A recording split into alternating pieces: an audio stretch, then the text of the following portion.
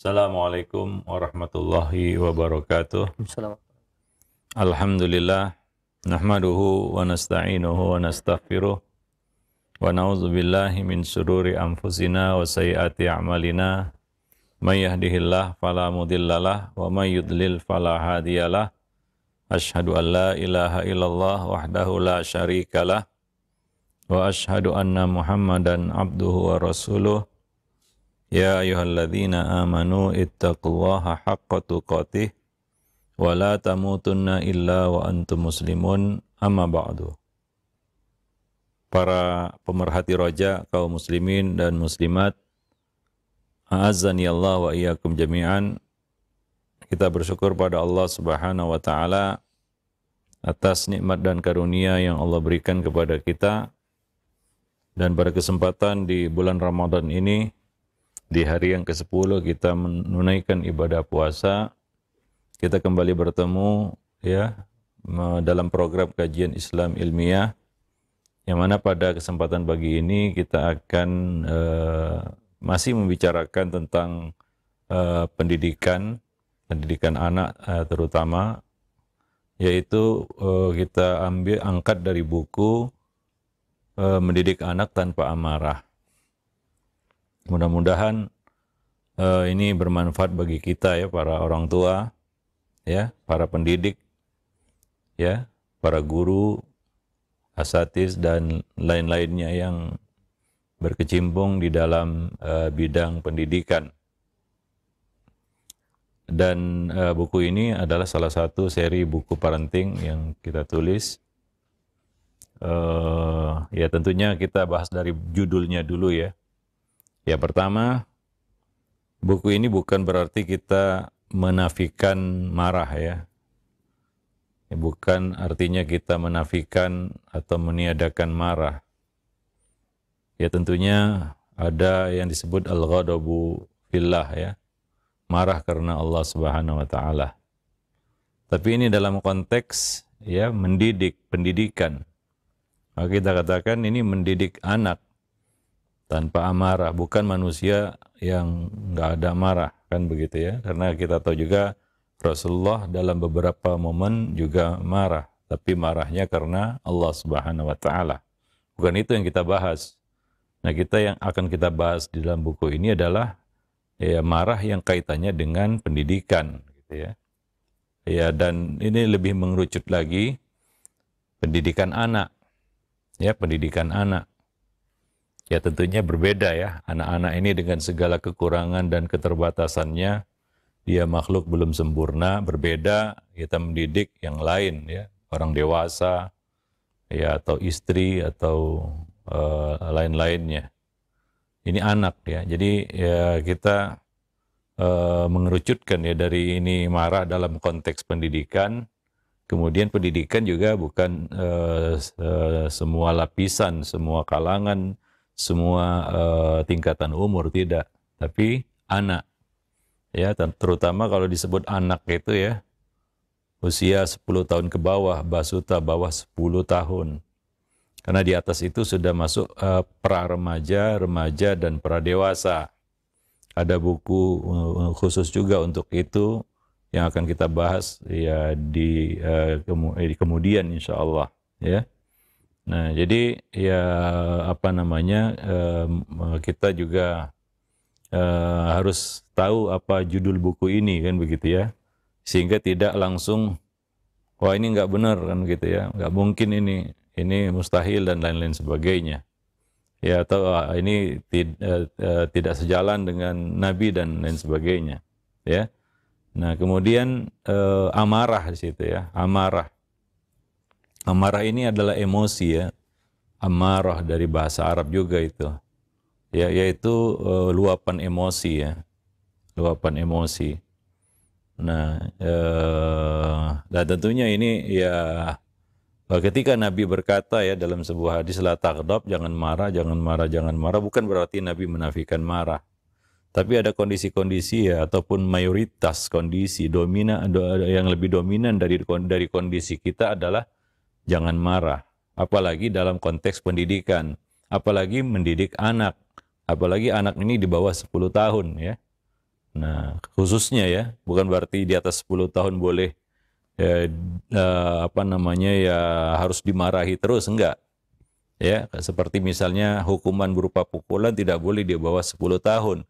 Bukan berarti di atas 10 tahun langsung main pukul, enggak juga, kan? Para pemerhati roja, jemaah sekalian kaum muslimin dan muslimat, semoga Allah merahmati kita. Kemudian ada subjudul kita buat di situ, karena ini juga buku ini juga membicarakan tentang itu, yaitu tip cerdas mengelola emosi. Tip cerdas mengelola emosi ini secara umum ya. Ya. Kadang-kadang membawa emosi itu, terbawa emosi itu banyak merugikan. Ya, banyak merugikan. Ya, dan itu mungkin sudah terjadi, sering terjadi bahkan mungkin dalam kehidupan kita. Di mana kita mengikuti emosi yang pada akhirnya kita menyesalinya. Ya, setelah berlalu peristiwa itu, setelah reda emosi itu, baru kita menyesali apa yang sudah terjadi. Ya. Nah, jadi emosi itu kadang-kadang membawa mudorot ya, masalah ataupun membawa malapetaka ya bagi seseorang. Maka ya Nabi berpesan tadi ya, la taghdab, jangan marah. Nah, ini yang akan kita bahas. Para pemerhati roja, kaum muslimin dan muslimat yang dimuliakan Allah. Ya. Kemudian ya tentunya ya kita berharap ya kita di bulan Ramadan ini terutama ya di bulan Ramadan ini kan kita dilatih untuk menahan emosi. Kalau ada orang yang mengganggu kita ataupun mengajak kita ribut, tengkar, maka kita katakan kepadanya, inni shaim, aku sedang puasa, aku sedang puasa. Artinya ibadah puasa 1 bulan penuh ini, salah satu tujuannya adalah agar kita bisa menjadi ya seseorang yang bisa mengendalikan emosi, yang mampu mengendalikan emosi. Dan kalau kita bicara emosi itu lawannya sabar ya tentunya ya. Ya, itu dua sisi yang berlawanan itu ya, antara emosi dan sabar. Ya, kalau nggak sabar berarti ya dia memperturutkan emosinya. Biasanya seperti itu. Maka kalau ada orang yang berkata sudah habis kesabaranku, itu tandanya dia mau marah. Ya, nggak lama kemudian atau nggak pakai lama itu marahlah dia itu. Kalau dia sampai berkata ataupun dia berkata sudah habis kesabaranku, sabar itu ada batasnya, artinya dia sebenarnya mau marah. Ya, hatinya sudah tidak tahan lagi untuk meluapkan emosi. Ya, bisikan setan demikian kuat hingga dia pun ingin segera melampiaskan emosinya. Maka marahnya dia buang, dia korbankan. Ya sudah, jangan cerita sabar lagi. Ya, sabarnya dia korbankan, sabarnya dia buang. Karena dia mau marah ini. Nah, demikian ya. Nah, di bulan Ramadan ini ya salah satu ya sebutan ini, bulan Ramadan ini disebut juga bulan sabar ya. Ya, nah jadi ini mungkin momentumnya tepat ya kita membahas buku ini ya di bulan Ramadan. Mudah-mudahan ini bermanfaat bagi kita, khususnya bagi para orang tua ya. Ya, karena terus terang aja, kalau kita tanya lah ya kepada para orang tua, apa mungkin mendidik anak tanpa amarah? Mungkin kebanyakan jawabannya nggak mungkin. Mustahil bahkan mungkin ya. Apalagi guru ya. Yang mereka tangani bukan anak mereka, mereka nggak kenal itu. Maka marah itu mungkin sesuatu yang nggak bisa dikendalikan. Ya. Nah, bahkan sebagian orang mungkin ya ketika membaca judulnya saja, oh ini apa cuma teori aja atau gimana begitu ya. Nah, dan kalau kita lihat kita sebagai orang tua ya selama ini, apakah kita bisa menahan amarah? Jawabannya mungkin tidak. Ya. Jawabannya mungkin tidak. Kenapa? Karena kalau kita memflashback kembali ya, apa yang sudah kita lakukan terhadap anak kita dalam konteks pendidikan mungkin dipenuhi dengan amarah. Ya, amarah demi amarah, ya. yang nggak sunyi, nggak sepi dari marah itu. Maka kalau kita tanyakan, pernahkah Anda memarahi anak? Jawabannya pasti pernah. Ya, jawabannya pasti pernah. Ya, nah demikian. Lalu untuk apa masalah ini dibahas? Kalaulah ya kita dulu, sekarang maupun nanti nggak bisa menahan amarah terhadap anak ya. Ya, apakah ini cuma teori di atas kertas saja? Ya, tentunya tidak ya. Ya, kita yang nulis buku ini juga bukan berarti kita dulu nggak pernah marah sama anak dan sekarang ataupun nanti. Ini kelemahan kita. Ya, ini kelemahan kita. Tidak seharusnya seperti itu dan kita tahu itu. Ya, tidak seharusnya saya marah, tapi itu sudah terjadi. Ya. Nah, inilah yang mau kita antisipasi dengan kita tulis buku ini. Ya mudah-mudahan ke depannya kita bisa meminimalisir ya, ini itu minimal ya, meminimalisir marah kita ataupun mengurangi marah kita, atau kita menemukan cara lain selain marah untuk mendidik anak. Ya, nah demikian. Wallahu a'lam bishawab. Dan ini dalam konteks pendidikan, kalau kita bicara pendidikan, ya tentunya yang menjadi teladan kita Nabi ya, bukan siapa-siapa, bukan orang lain lah kita katakan. Ya panutan kita, teladan kita Nabi. Ya karena salah satu tugas Nabi mendidik ya.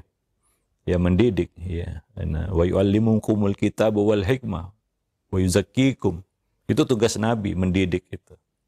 Ya. Nah, bahkan tugas yang sangat spesial ya. Ya itulah dia kata lain dari dakwah sebenarnya, mendidik ya. Nah, kata lain dari dakwah adalah mendidik ya. Nah demikian. Jadi itu teladan kita di dalam bab ini ya. Apalagi Allah mengatakan laqad kana lakum fi Rasulillah uswatun hasanah. Sungguh pada diri Nabi itu terdapat suri tauladan yang baik. Ya, suri tauladan yang baik. Dan Allah memuji nabinya, wa innaka la'ala khuluqin azim. Dan sungguh engkau wahai Muhammad berada di atas akhlak yang sangat agung, mulia, yang patut layak untuk dijadikan teladan, karena Nabi juga teladan. Ya, dan kita sudah bahas bahwa pendidikan itu sama dengan keteladanan. Ya, dan Nabi telah menyontohkan kepada kita banyak hal di dalam pendidikan. Ya, sebagian bisa kita teladani, sebagian lagi mungkin belum ya. Nah, terutama di dalam bab ini ya. Ya, maka ingat ya, teladan kita di dalam bab ini adalah Nabi, bukan orang lain. Jangan katakan wah si fulan mendidik anak marah-marah berhasil begitu ya. Itu bukan ukuran kita. Fulan dan fulan itu bukan ukuran kita. Ukuran kita di sini yang ingin kita teladani di sini adalah ya sosok ya yang kata para ulama ya tidak tidak ditolak ucapannya, tidak boleh ditolak ucapannya. Semua orang bisa ditolak, diterima ucapannya kecuali Nabi sallallahu alaihi wasallam. As-Shadiqul Masduq. Ya, apa yang beliau lakukan itu adalah wahyu. Wa may yantiqu 'anil hawa in huwa illa wahyu yuha. Apa yang beliau lakukan itu dijaga dari langit. Itu teladan kita Nabi sallallahu alaihi wasallam. Nah, setiap kali kita membahas buku ini selalu kita sampaikan kepada para orang tua ya, karena ya banyak juga yang kadang-kadang belum baca bukunya dia langsung wah itu nggak mungkin itu. Ya mungkin karena dia berhadapan dengan kebiasaannya yang suka marah mungkin ya. Ya bagi sebagian orang tua memarahi anak itu nikmat kayaknya, lezat. Ya, bahkan ada semboyan belum jadi orang tua kalau belum berani memarahi anak gitu ya. Nah, belum jadi orang tua itu. Artinya belum resmi jadi orang tua kalau belum berani memarahi anak. Bahkan sebagian orang tua memarahi anak itu menjadi prestasi. Ya, menjadi sebuah prestasi. Ya, sehingga yang menjadi sorotannya adalah mencari kesalahan anak untuk dimarahi begitu. Ada orang tua yang mindsetnya seperti itu ya. Ya pendekatannya selalu pendekatan negatif kepada anak, yaitu dia selalu cari sisi kurang anak itu, salah anak itu untuk dimarahi karena dia sudah doyan marah namanya. Ya, doyan marah gitu. Ya, dan dia jadikan itu sebagai kebiasaan. Wajar ketika dia membaca judul buku ini dia mengernyitkan keningnya gitu. Dan mungkin buru-buru menolak, itu nggak mungkin, itu khayalan saja, itu imajinasi penulisnya, mungkin seperti itu ya. Nah, kita kasih tantangan lah ya. Coba cari satu riwayat dari Nabi. Nabi mempertontonkan kepada kita, menunjukkan kepada kita ya bahwa beliau marah-marah kepada seorang anak atau memarahi anak lah. Ya. Coba datangkan satu riwayat gitu ya. Tidak, sejauh ini saya tidak menemukan gitu ya. Riwayat di mana Nabi memarahi seorang anak atau marah-marah kepada seorang anak. Anak ya. Kalau kepada sahabat yang sudah dewasa, yang bahkan sudah seumuran dengan beliau, ya dengan Nabi SAW, Nabi sering memarahi sahabat, bahkan sahabat-sahabat yang dekat seperti Abu Bakar dan Umar. Ya, karena mereka dewasa, matang bahkan di puncak usia. Ini anak-anak, belum cukup umur istilahnya. Istilahnya aja belum cukup umur lah begitu ya. Artinya memang belum matang gitu ya. Anak itu berbuat salah itu sesuatu yang bisa dimaklumi dan harus dimaklumi oleh orang dewasa begitu. Anak buat salah ya, itu dimaklumi lah, ya, dimaklumi. Orang tua buat salah, nah itu yang sebenarnya nggak bisa dimaklumi harusnya kan begitu ya. Nah anak buat salah ya dimaklumi, ya kan itulah tugas orang tua untuk mengarahkan, membimbing, mendidik, ya. Nah tapi kenyataan di lapangan anak salah luar biasa. Hebohnya luar biasa, marahnya enggak ketulungan, kayak langit mau runtuh, bumi mau terbelah. Begitu orang tua salah, diam-diam aja. Diam-diam aja, kadang-kadang anak tuh melihat fenomena itu, dan dia kan nggak bisa apa-apa. Orang tua buat salah, orang tua ingkar janji, orang tua bohong, orang tua ya melakukan satu kekeliruan, ya diam-diam aja orang tua. Karena anak nggak bisa marahi orang tua soalnya. Ini masalahnya ya. Kalau boleh ya, mungkin orang tua itu sadar itu ya kalau dimarahi dia, kan begitu. Nah, tapi kalau anak buat salah itu seolah-olah tiada ampun itu. Dan bahkan hanya orang tua yang kerjanya nyoroti kesalahan anak. Tujuannya apa? Tujuannya ya dia ingin marah itu. Kayaknya belum marah seharian ini ya, anak dijadikan pelampiasan gitu. Nah, demikian. Ya, apalagi kadang-kadang faktor-faktor eksternal mempengaruhi, misalnya apa? Kepenatan dalam mengurus rumah tangga bagi si ibu, atau penat kerja di luar bagi si ayah, pulang-pulang anak yang menjadi sasaran amarah, sasaran amuknya. Ya, nah demikian. Nah, itu yang terjadi ya. Realitanya seperti itu sebenarnya, ya. Nah, demikian. Ya, anak ya nggak bisa marahi orang tua. Ya, marah itu kan dari atas ke bawah, dari bawah ke atas, ya susah marah. Kita marahi atasan sama dengan ingin dipecat, kan begitu ya. Nah, kalau atasan marahi bawahan, ya itu memang mungkin sudah menjadi kewajibannya marah mungkin, ya. Nah, demikian. Wallahu a'lam bishawab. Jadi kita tidak temukan Nabi itu marah-marah sama seorang anak. Itu cara Nabi mendidik anak. Yang sebenarnya harus kita teladani. Ya, terlepas sejauh mana kita bisa meneladani Nabi di dalam bab ini ya. Terus terang saja kadang-kadang kita ini ya banyak lemahnya ya. Kita sudah tahu, tapi ya berulang-ulang kita jatuh dalam kesalahan yang sama. Dan itu terjadi ya. Kita marahi anak ujungnya kan nyesal. Ya, dalam hati ya, aduh tadi kalau seandainya nggak usah marah kan lebih bagus kan begitu ya. Nah demikian. Artinya kita tahu itu keliru ataupun salah, kurang tepat, kurang layak. Tapi itu terjadi berulang-ulang, kan begitu. Nah, maka di sini kita ya mungkin sebagai ya suatu ya menjadi alat bantu ya bagi orang tua untuk bisa lebih memahami dan mendalami hal ini. Karena ini dalam konteks mendidik ya, dalam konteks mendidik. Ya, tugas mendidik itu tugas yang berat. Ya, nggak bisa dikatakan ringan. Justru kita curiga kalau ada yang mengatakan mendidik itu ringan. Ya kita jadi curiga jangan-jangan dia tidak melakukannya begitu ya. Hingga dia tidak tahu beratnya bagaimana begitu ya. Kepala di bawah kaki di atas itu beratnya mendidik itu. Ya, apalagi mendidik anak, ya, makhluk yang belum sempurna. Bayangkan kita menghadapi makhluk yang belum sempurna yang harus kita maklumi. Ya, kita yang harus memaklumi anak-anak, bukan anak-anak memaklumi orang dewasa begitu. Kalau kebalik itu terlalu sudah, ya. Kalau anak-anak yang justru memaklumi orang tuanya itu luar biasa, itu udah dunia kebalik itu. Ya, itu sudah terbalik itu. Ya seharusnya orang tua yang memaklumi anak begitu ya. Dan ya untuk itulah ya tugas perlunya orang tua begitu ya. Itulah tugas orang tua. Kalau anak ini sempurna, kemudian akalnya, kemudian ya dia nggak melakukan kesalahan, ya, ya dari kecil dia sudah paham, udah ngerti seperti orang dewasa, ya mungkin untuk apa lagi dia punya orang tua. Tapi begitulah kan ini fase usia yang dijalani oleh manusia, ada fase kanak-kanak. Ya, ya kadang-kadang orang tua tuh baru sadar ketika dia ingat masa kanak-kanaknya dulu ya. Sering buat repot orang tua kan gitu ya.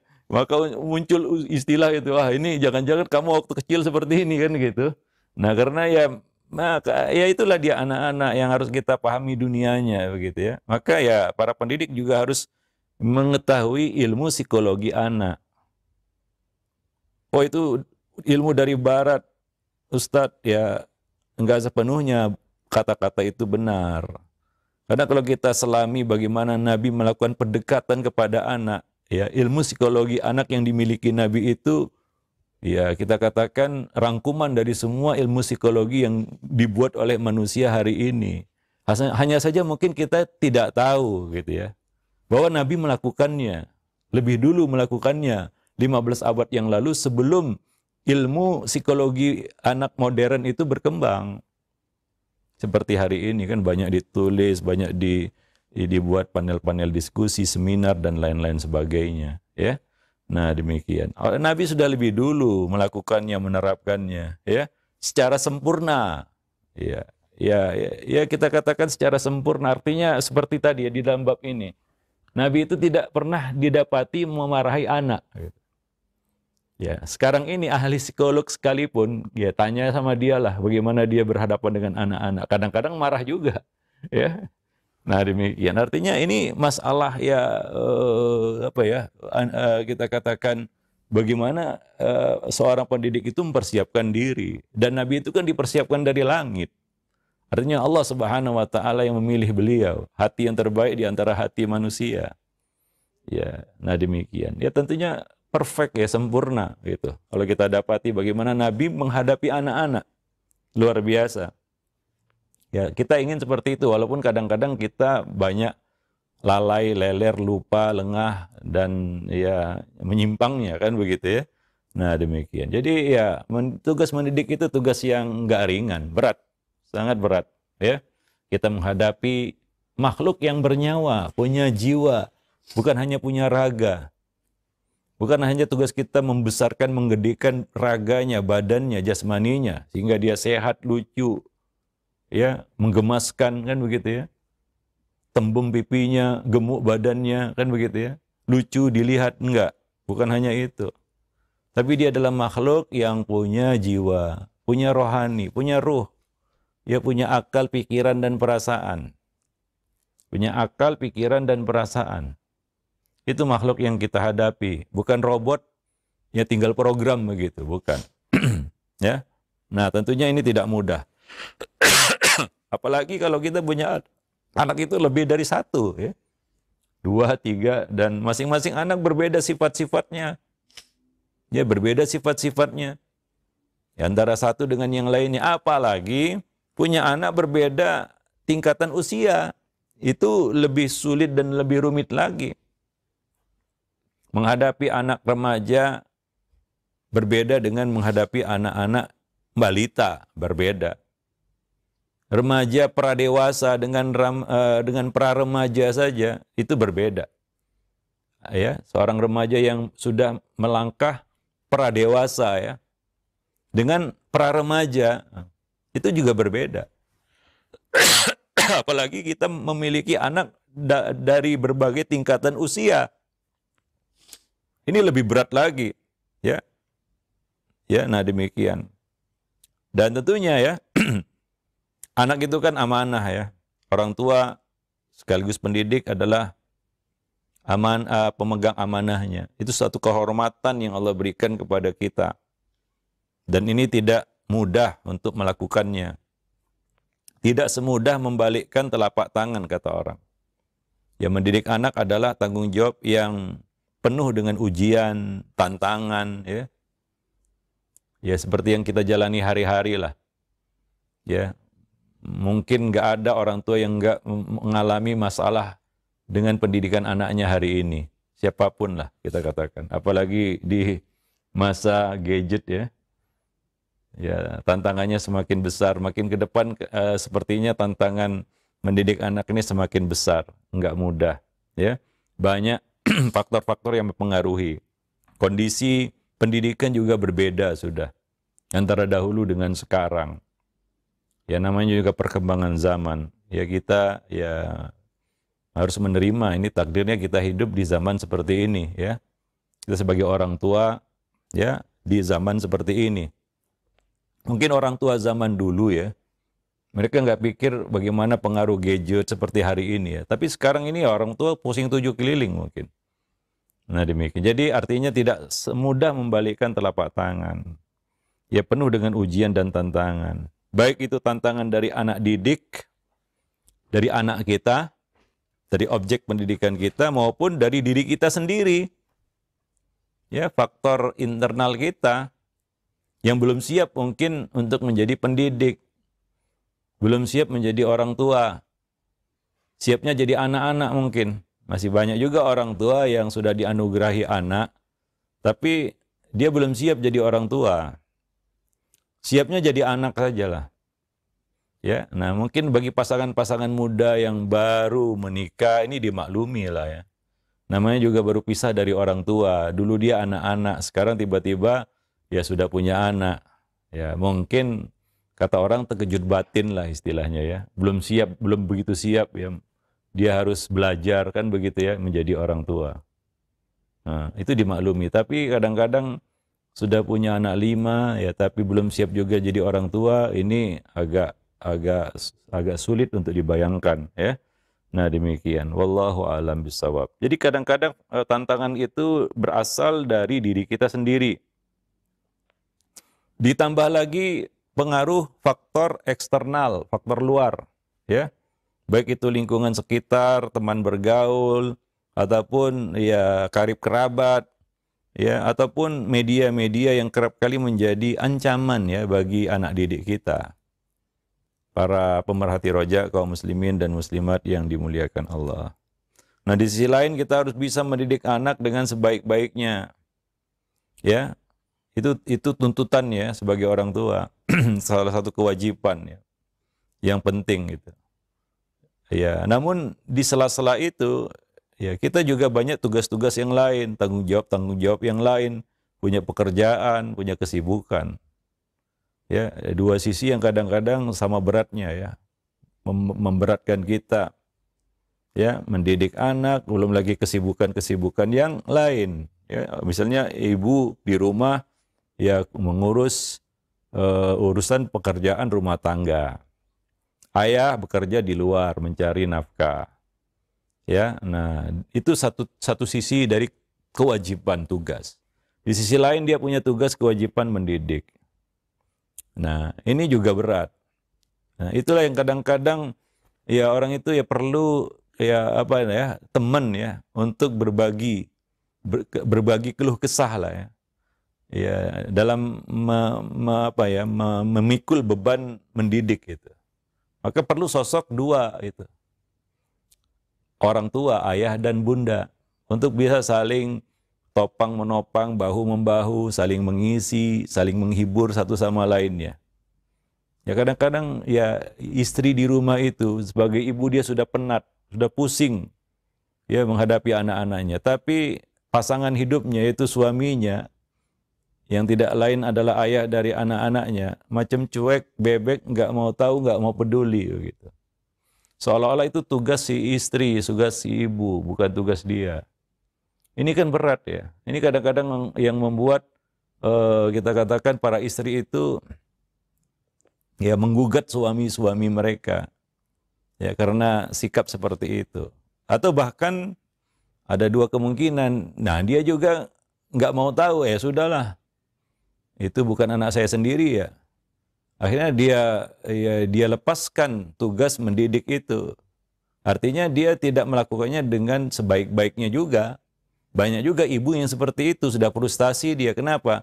Si suami juga nggak mau peduli begitu. Akhirnya dua-duanya angkat tangan. Artinya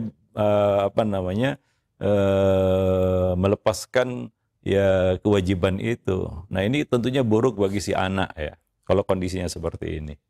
Maka memang perlu bahu-membahu ya. Perlu saling mengisi, perlu berdiskusi, perlu duduk satu meja ya untuk berdialog, berkomunikasi, berdiskusi tentang pendidikan, mendidik anak-anak di rumah. Jadi tidak dipikul oleh satu bahu saja. Tidak dijinjing oleh satu lengan saja. Ya, istilahnya berat sama dijinjing, sama dipikul, ringan sama dijinjing begitu. Hingga ya menjadi lebih mudah dan lebih ringan tugas mendidik itu. Ya, maka diperlukan dua sosok itu. Ayah dan bunda. Ya, nah demikian. Jadi itulah yang membuat kita semakin berat untuk memikul tugas mendidik ini.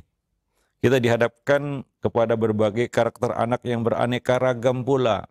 Pola dan tingkahnya sering menguras emosi dan kesabaran kita.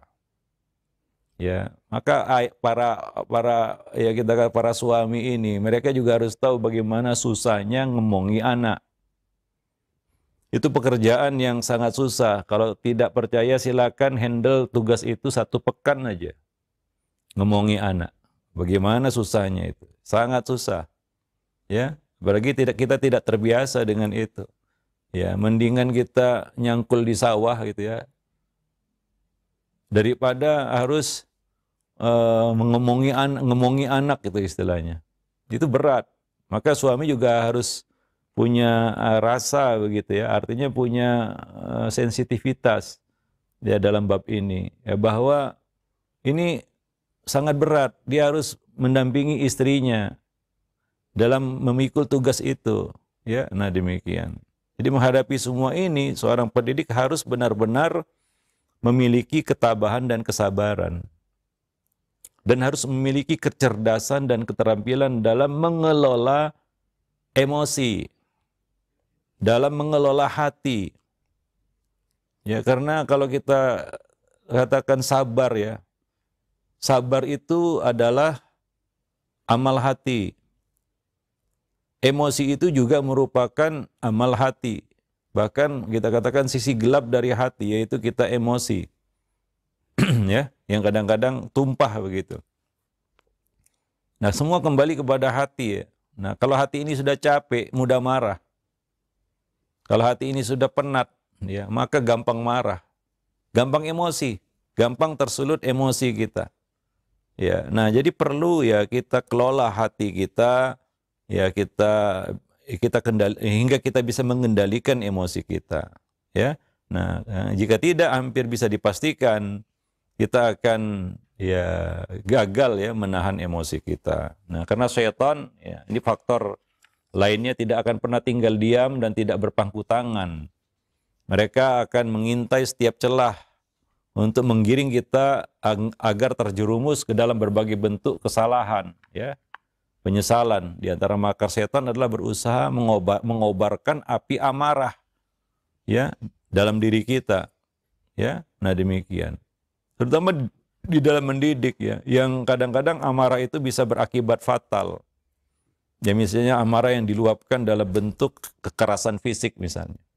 Ini bisa berujung kehilangan nyawa bagi anak didik dan itu sering terjadi ya.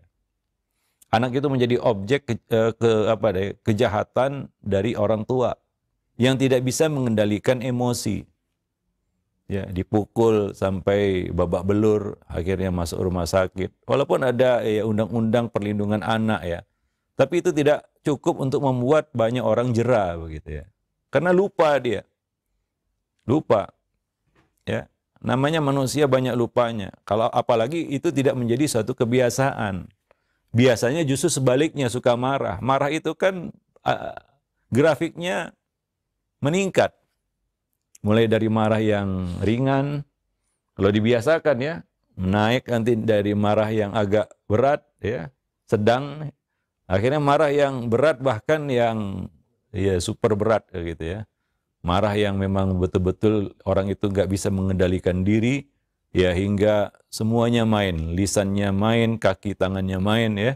Bahkan nggak cukup itu, dia ambil barang-barang ataupun benda-benda yang bisa membahayakan ya objek kemarahannya. Wallahu a'lam bishawab ya. Nah, apalagi di dalam dunia pendidikan, mengumbar amarah adalah racun ya dalam dunia pendidikan. Mengumbar amarah adalah racun dalam dunia pendidikan. Banyak malapetaka terjadi disebabkan emosi yang tak terkendali. Nah, inilah salah satu sisi negatif yang harus dijauhi oleh setiap pendidik. Jika seorang pendidik mampu mengendalikan dirinya dan menahan amarahnya, maka itu akan membawa keberuntungan ya, keberhasilan dia di dalam mendidik. Ya, apabila tidak, maka ya ini akan merugikan dirinya dan anak didiknya juga, ya. Wallahu a'lam bishawab. Dan syaitan ya tidak tinggal diam, dia mengalir dalam diri manusia seperti aliran darah. Inna syaitan yajri minal insan majrad dam. Syaitan mengalir dalam diri manusia seperti aliran darah. Ya, nah demikian. Banyak ya tipu daya setan ini. Misalnya awalnya orang tua itu ingin memberikan nasihat. Lama-lama bukan nasihat. Ya, akan tetapi amarah. Ya, nah demikian. Ya, maka ini perlu kita kita kelola ya, ataupun kita kendalikan ya. Dan momen Ramadan ini salah satu momen mungkin yang bisa kita gunakan untuk melatih diri kita ya. Ya, maka dari itu ketika ada seorang yang minta nasihat kepada Nabi, Nabi berkata kepadanya, jangan marah. Orang itu mengulanginya beberapa kali, namun Nabi tetap mengatakan jangan marah, jangan marah. Ya. Nah demikian, jangan marah.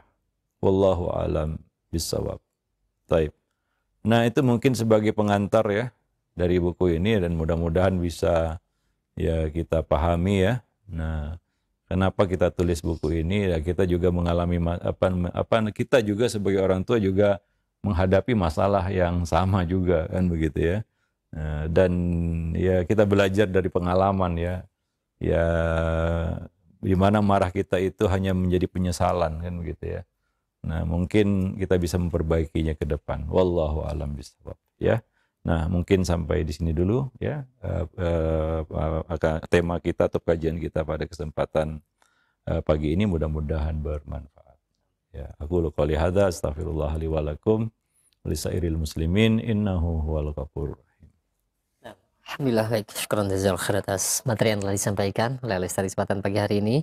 Mudah-mudahan jadi faedah yang bermanfaat untuk kita semua dari pembahasan buku Mendidik Tanpa Amarah atau cara cerdas, tips cerdas dalam mengelola emosi. Baik, untuk selanjutnya kami buka sesi interaktif, sesi soal jawab bagi Anda para pemerhati sekalian yang ingin bertanya. Silakan Anda bisa mengirimkan pertanyaan di nomor layanan WhatsApp. Yang pertama, Ustadz, kami ajukan pertanyaan dari Ibu Neni. Assalamualaikum warahmatullahi wabarakatuh. Ya Ustaz, putri sulung saya insya Allah saya masukkan ke pesantren tingkat madrasah sanawiyah tahun ini. Nah, bagaimana cara mendidik seusia anak saya tersebut dalam mengelola emosinya? Seperti saya, jika emosi hanya diam Ustaz. Dan jika pesantren, bagaimana cara untuk mendidiknya Ustaz? Mohon nasihatnya. Terima kasih banyak. Iya. Kita menitipkan anak di pesantren, pondok atau sejenisnya bukan berarti kita lepas tangan ya. Ini salah satu cara berpikir yang salah, mindset yang salah dari banyak orang tua. Ya, dia harus tetap mengawal ya perkembangan anaknya. Kalau anak ya labil emosinya ya wajar lah ya. Tadi kita sebutkan di awal. Anak buat salah itu ya orang tua harus bisa memaklumi, sehingga dia bisa mencari cara untuk bagaimana memperbaiki begitu ya. Jangan langsung direspon berlebihan begitu. Sehingga ya apa ya, dia tidak menemukan cara untuk mengatasi itu.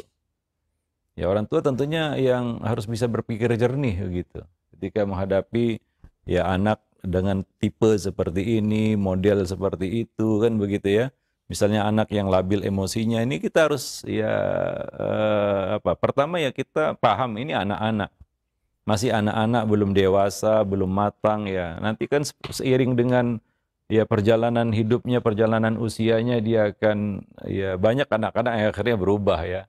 Ya dia semakin ya cooling down kan gitu ya, semakin mengerti namanya kehidupan. Ya disinilah orang tua harus mengawal ya.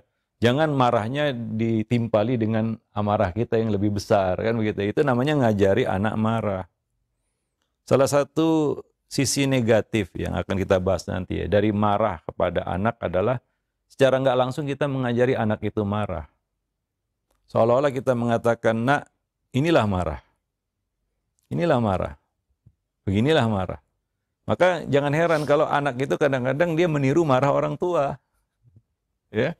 Kadang-kadang jadi orang tua senyum-senyum sendiri kita. Kenapa? Ketika anak itu marah, dia niru marah kita. Ya, plek gitu ya. Ya, seperti itu ya. Nah, mungkin kita juga seperti itu ya. Kita marah sama anak seperti marah orang tua kita kepada diri kita. Itu yang hingga menjadi warisan turun-temurun istilahnya. Ya, begitu terus ya, nggak ada putusnya begitu ya. Nah, demikian ya. Jadi ya seperti itu ya. Kita harus cari tahu kenapa dia labil emosinya, ya suka marah-marah atau maka di sini kita berikan contoh ya kepada anak ya bahwa jangan marah. Nah kalau orang tuanya bisa memberikan contoh kesantunan, misalnya kesabaran, ya kita juga nggak payah ngomong sabar gitu ke sama anak ya. Ya sabar, jangan suka marah. Ya kalau kita sebagai orang tua suka marah, kita bilang sama anak kita, anak jangan suka marah. Itu kayaknya seperti sayur tanpa garam gitu, nggak ada rasa gitu ya. Nah demikian, ya hingga dia pun ya, apa ya, nggak begitu yakin dengan perkataan kita. Nah jangan suka marah, misalnya dia marah-marah lah ya, dia emosi misalnya, lalu kita berkata, nak jangan emosi, jangan marah. Sementara yang kita tunjukkan kepadanya selama ini adalah emosi dan amarah. Ya, lalu bagaimana dia apa yang harus dia tiru itu? Dia juga bingung memproses kata-kata kita itu. Nak, jangan emosi, gitu. Jangan marah. Sementara yang dia lihat dari kita selama ini ya marah begitu. Nah, jadi bimbing, diarahkan ya. Dia labil kenapa? Mungkin kadang-kadang karena satu perubahan yang terjadi pada dirinya. Misalnya anak yang menjelang puber ya, itu emosinya labil kadang-kadang, suka tersinggung ya, kadang-kadang ya suaranya meninggi ya, karena suaranya juga berubah ya, dari suara kanak-kanak ya jadi suara orang dewasa.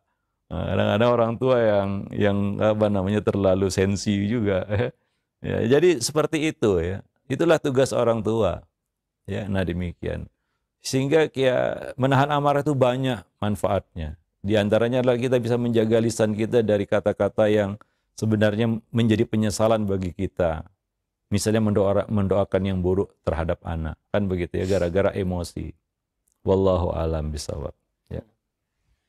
Iya, baik. Alhamdulillah. Syukran jazakallahu khairan atas jawaban dan nasihatnya demikian. Dan selanjutnya, ya ada pertanyaan Ustaz. Ya Ustaz, bagaimana cara memperbaiki anak yang pemarah Ustaz? Karena memang dulu sering mendapatkan kemarahan yang keras dari orang tuanya. Nah ini mungkin sudah terlanjur, jadi bagaimana cara memperbaikinya Ustaz? Ini masalah ya, masalah keteladanan itu luar biasa ya. Dia betul-betul lengket di dalam apa namanya hati sanubari seseorang istilah ya, kita katakan seperti itu ya. Nah ya akhirnya kan kita menyesali ya. Ketika anak itu mengikuti ataupun meneladani marah kita, ya, ya jadi penyesalan bagi kita. Kita mau ngomong apa coba? Ketika dia emosian seperti halnya kita, ya, maka kita harus introspeksi diri. Pertama ya sadari itu salah. Ya, kalaulah kita banyak melakukan kesalahan sebagai orang tua, nggak ada salahnya juga, benar ya istilahnya. Kalau kita minta maaf sama anak, ya, kalau kita terlanjur marah misalnya, minta maaf bahwa itu salah, seharusnya tidak marah, kan begitu ya. Nah demikian. Wallahu alam bisawab. Ya karena anak perlu teladan gitu, dari orang tua. Coba orang tuanya ya kita katakan santun, sabar, kan begitu ya. Anak itu juga akan secara tidak langsung ya, ya dia akan terpengaruh ya dengan suasana itu. Suasana di rumah itu sangat menentukan. Ya namanya suasana pendidikan. Nah kalau apa namanya dia lihat dari orang tuanya itu ya santun, nggak suka marah, si anak juga akan mengikuti begitu. Ada pepatah mengatakan ya buah jatuh tidak jauh dari pohonnya, kan begitu ya. Ya itu pepatah yang kita dapatkan dari para orang tua kita. Ya seperti itu sebenarnya. Ya wallahu alam bisawab. Nah demikian.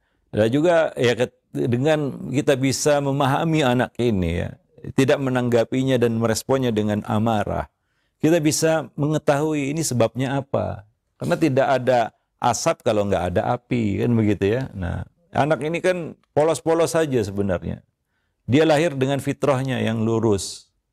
Ibarat kertas putih, lembaran putih yang belum ada goresan apapun. Setiap ada goresan pasti ada yang menggurisnya, ya.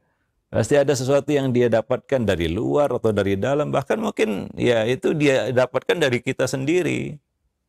Ya dari diri kita sendiri. Ya nah demikian. Wallahu a'lam bishawab. Ya. Ya, baik. Terima kasih banyak atas nasihatnya. Demikian ya untuk yang bertanya. Dan selanjutnya kami ajukan kembali. Nah, ini pertanyaan yang sama juga tadi mengenai cara meredam amarah anak. Tadi sudah dijawab juga. Nah, kami ajukan pertanyaan. Ya Ustadz, saya lihat ketika istri mendidik anak hampir tanpa amarah, anak semakin melunjak dan manja. Tidak jarang atau tidak jarang juga kurang mendengarkan nasihat dan perintah ibunya. Terkesan cuek karena melihat ibunya tidak pernah marah. Kadang berani membantah, mendorong, bahkan memukul ibunya. Padahal anaknya sudah remaja, Ustadz. Bagaimana dengan hal ini? Ya, anak udah remaja itu nggak bisa kita nilai di situ ya, di titik itu. Ya, ya ini boleh saya tangkap dari sini ya. Ya, ini masalahnya adalah dengan pendidikan masa lalu. Ya, pendidikan itu ya sebenarnya nggak boleh telat ya. Kalau telat udah terbentuk dan ada pembiaran ya. Nah, itu yang akan mengkristal menjadi suatu kebiasaan gitu ya, menjadi watak begitu. Ya, maka saya bisa tangkap dari pertanyaan ini ya, akhirnya betul juga dugaan saya bahwa ini sudah remaja. Iya. Kalau anak-anak masih bisa diarahkan, terus terang saya katakan anak itu polos sudah. Ya, Allah Subhanahu wa taala ciptakan dia dengan fitrah yang lurus sebenarnya. Kalau dari kecil ya kita tangani dengan baik ya. Kita menganut ya kita katakan pendidikan piramida terbalik gitu ya. Artinya kita runcing di bawah itu istilahnya ya. Artinya tidak membiarkan sedikit pun pengaruh negatif masuk padanya dari awal ya. Makanya kita kadang-kadang yang sudah baru tahu ilmunya setelah anak-anak ini besar, banyak kesalahan yang kita lakukan berulang-ulang dahulu. Nah ini yang kadang-kadang kita barulah menyadari pentingnya ilmu itu ya. Ya. Seandainya saya tahu dari dulu gitu ya, kita berandai-andai jadinya kan begitu ya. Nah demikian ya, seperti itu ya. Nah jadi anak-anak itu ya memang harus diikuti tahapan fase pendidikannya. Apalagi balita atau basuta itu adalah kita katakan pembentukan karakter atau karakter buildingnya di situ, atau apa yang kita katakan pembentukan dasar ya, pondasi bagi anak. Ya, maka itu adalah masa-masa yang sangat krusial. Basuta itu penentunya itu ya. Nah, ketika dia sudah apa namanya, dewasa ataupun remaja, ya, sementara sebelumnya ada banyak pembiaran, itu kan sudah mengkristal semua, ya, sudah mengkristal semua. Artinya ya ada satu kesalahan yang kita lakukan di masa lalu mungkin. Kita biarkan, kita tidak arahkan, ya, kita tidak bimbing dia, ya. Nah, ini yang jadi masalah. Wallahu a'lam bisawab.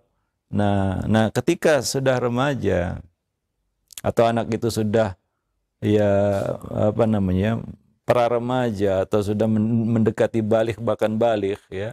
Nah, ini kan ya artinya dia sudah punya, ya, kita katakan daya nalar yang kita katakan semakin sempurna, kan begitu, ya. Nah, hingga untuk mengatasi anak remaja, ya, ini tidak mudah. Ya, tidak mudah juga. Perlu komunikasi di situ. Komunikasi yang lebih dewasa. Karena anak ini sudah menjelang dewasa. Ya, tidak lagi, ya, kita katakan apa namanya? Kita katakan nggak tepat orang tua mengatakan, wah, kamu sudah gede kok seperti ini, ya. Itu kata-kata yang kadang-kadang membalikkan kata-kata itu kepada kita sendiri, gitu, ya. Nah, kalau anak itu boleh membalas, itu namanya skakmat sama kita. Ya, kenapa kamu sudah besar? Ya, kenapa dulu waktu kecil dibiari, kan, gitu. Ya, itu masalah itu. Itu ibarat langkah yang membuat kita bisa disekakmat sama anak kita, gitu, ya. Nah, demikian. Wallahu alam bisawab. Jadi itu masalahnya. Kita harus tahu, kita harus mengurut, ya, ataupun menelusuri akar masalahnya itu. Ya, nah, kalau seperti ini misalnya, itu bukan berarti kita nggak marah itu salah, begitu, ya. Nah, ya, wah, ini teorinya nggak benar ini. Kenapa? Istri saya mendidik anak nggak marah-marah, dia anaknya jadi gini. Masalahnya bukan ibunya nggak marah, anaknya jadi gitu. Mohon dipahami ini, bapak yang bertanya, mungkin bapak yang bertanya ini, suami bertanya. Bukan karena istri tidak marah sama anak, anak jadi begitu. Ini namanya salah diagnosa. Kesalahan ini sebenarnya sudah berlangsung begitu lama, gitu, ya. Dan boleh jadi dari keduanya, begitu. Si ayah nggak peduli, si ibu juga nggak, mungkin, ya, masing-masing sibuk mungkin, ya.